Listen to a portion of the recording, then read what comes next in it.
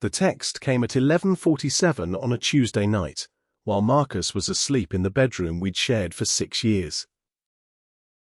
I'm in town. Just one drink, for old time's sake. I stared at Daniel's name on my screen until the light dimmed and went dark. Then I picked the phone back up and typed, "Where?" I told myself it was harmless. That's what people always tell themselves, isn't it? Daniel and I had been over for nearly a decade. College sweethearts who burned too bright and too fast, who wanted different things and had the decency to admit it before it got ugly. We'd parted without cruelty. He was, in some compartment of my heart I rarely opened, still someone I cared about. Marcus and I had been struggling, not in any dramatic way. No screaming fights, no thrown dishes, just the slow, suffocating drift of two people who had stopped truly seeing each other. He worked late. I worked late. We were polite at dinner and strangers in bed. I told myself this was just a season, that all marriages went through it. I told myself a lot of things. The bar Daniel had chosen was in the hotel district across town, far from our neighborhood, far from anyone who might recognize me. I told myself that was a coincidence. Daniel looked almost the same. A little grey at the temples now, the jaw slightly softer, but the same easy smile that had once made me feel like the most interesting person in any room. We hugged, and I stepped back quickly, and we slid into a booth near the back. One drink became two. Two became three. We talked about his work in architecture, about my marketing consultancy, about mutual friends who'd gotten married and divorced and remarried. We laughed about things I'd forgotten I remembered.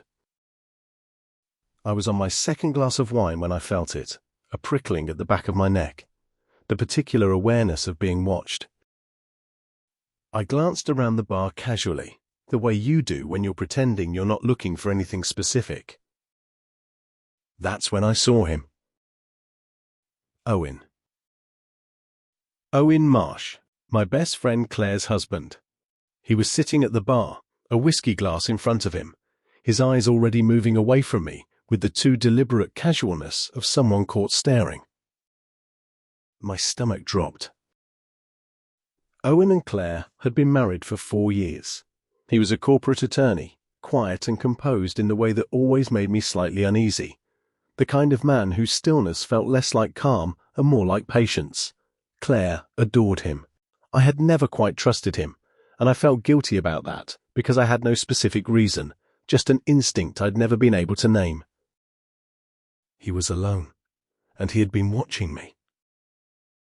I made an excuse to Daniel, bathroom, and slipped off the stool and walked to the bar. Owen looked up when I sat down beside him, and his expression was unreadable. "Small world," I said. "Isn't it?" He took a measured sip of his whiskey. "That's not Marcus you're with." The words were quiet, almost gentle, and they landed like a stone in still water. "It's an old friend," I said. "We're just catching up." Owen nodded slowly, in the way of a man who is being very careful about something. "Of course." He paused. "Daniel Reyes. You dated him in college. Claire mentioned it once." The fact that he knew Daniel's name, that he had looked it up, or remembered it, or somehow placed it, made the skin on my arms go cold. "What are you doing here?" I asked. "Having a drink." He met my eyes for the first time. His were pale grey and steady. "Same as you."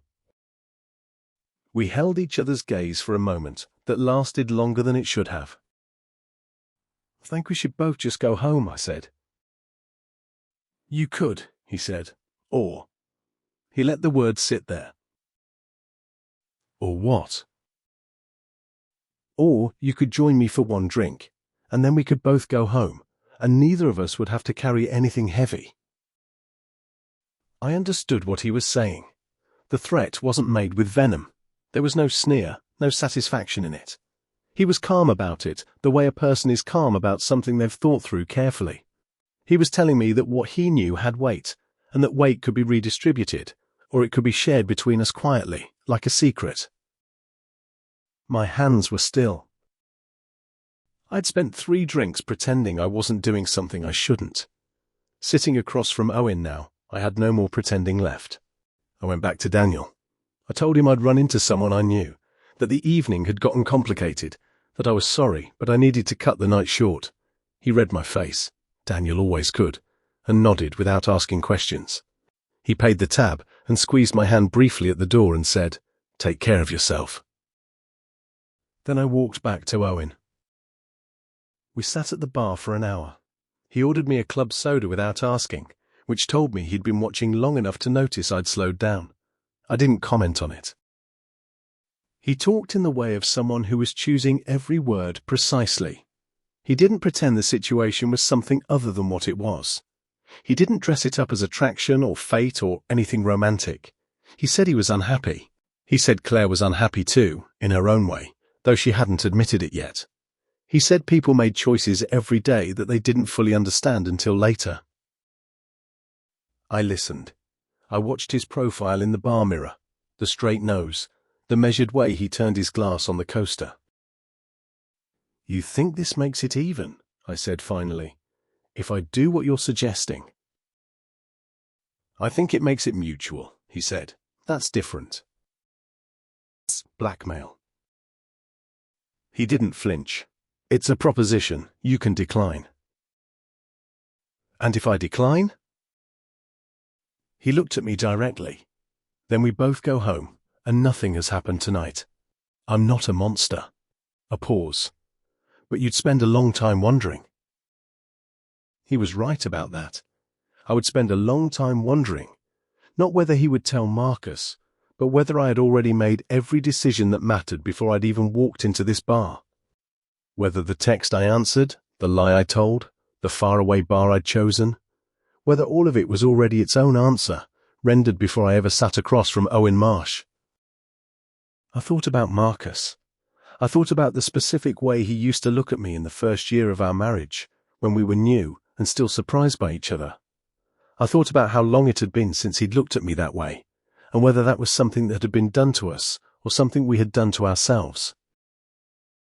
I thought about Claire, bright, warm, fiercely loyal Claire, who called me on bad days and remembered every small thing I'd ever told her.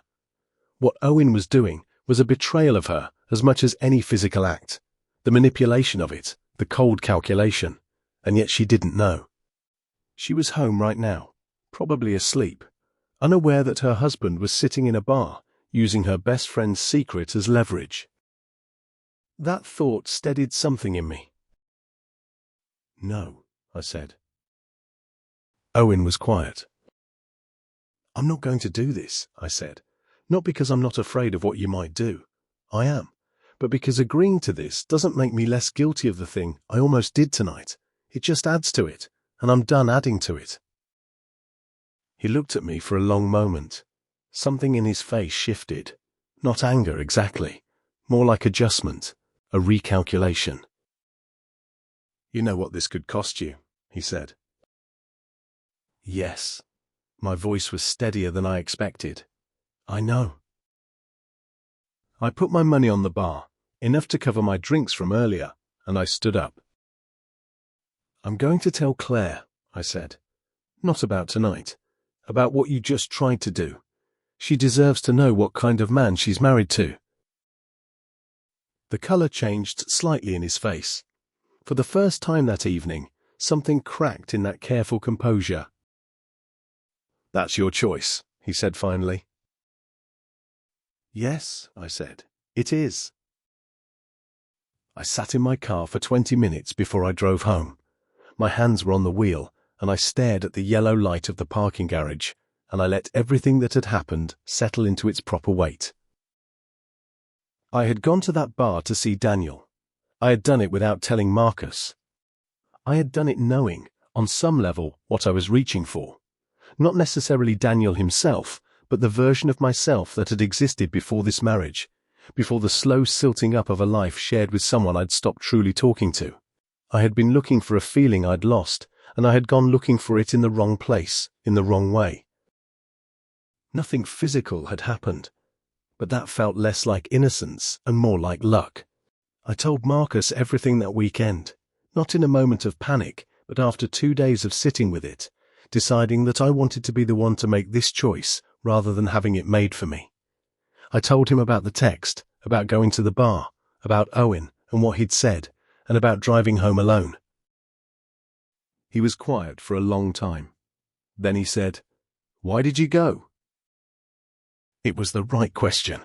The honest answer took longer to find than I expected. I said that I didn't know how to tell him that I'd been lonely inside our marriage, that I'd been frightened to say it out loud, because naming it made it real, and real meant we'd have to do something about it, and I didn't know if either of us had the courage for that. He said he'd been lonely too. We sat with that for a while. It wasn't a resolution. It was something harder than a resolution. It was the beginning of an actual conversation, the kind we hadn't had in years. I called Claire 3 days later. I told her what Owen had done in the bar, not what I had been doing there in the first place, which was my story to tell to Marcus and not to her, but what her husband had tried, his proposition, his quiet, grey-eyed threat. There was a long silence on the phone. "How long have you known?" she asked finally. Known what? That he was like this. I didn't answer right away. I thought about the years of low-grade unease, the instinct I'd never been able to name. "I had a feeling," I said. "I didn't know." "I've been covering for him," she said quietly, with myself mostly, telling myself I was imagining things. Another silence. "Thank you for telling me." She didn't thank me like it was a gift. She thanked me like it was something she was going to have to carry for a long time, and she was acknowledging the weight of it. That's the kind of friend Claire was. She didn't perform her emotions. She just held them. Marriages don't end in single moments, and they don't save themselves in single moments either. What happened that night didn't fix Marcus and me. We went to counseling, which was uncomfortable and slow, and occasionally felt pointless, and then gradually began to feel like something. We learned to say the difficult things before they calcified into resentment. We learned, slowly, to see each other again. I won't tell you we became the couple we'd been in the beginning, because that couple was young and unscratched, and we weren't those people anymore. We became something different, more careful, more deliberate. A rebuilt thing has different joints than an original, but that doesn't mean it's weaker. Claire filed for divorce 6 months later. I was there when she signed the papers. We had dinner after and split a bottle of wine, and she cried a little, and then we talked until midnight about everything except Owen, which is sometimes the kindest way to say everything about someone. What I think about most, when I look back on that night, is not the moment I said no to Owen. That moment felt significant at the time, but the choice I'd made there was downstream of a longer series of smaller choices: the text I answered, the drive across town, the booth in the back. The real choice had been there, in those smaller moments, each one quiet and almost nothing on its own, and I had not made it well. What changed for me was not a single dramatic decision, but the slower, harder work of deciding to stop lying, to Marcus, to Claire, and mostly to myself. About what I wanted, about what I feared, about what I owed to the people I had chosen and who had chosen me. We don't usually get the clean inflection points we imagine our lives will have. We get the small ones, arriving quietly, dressed as ordinary evenings. The question is whether we're paying attention. End.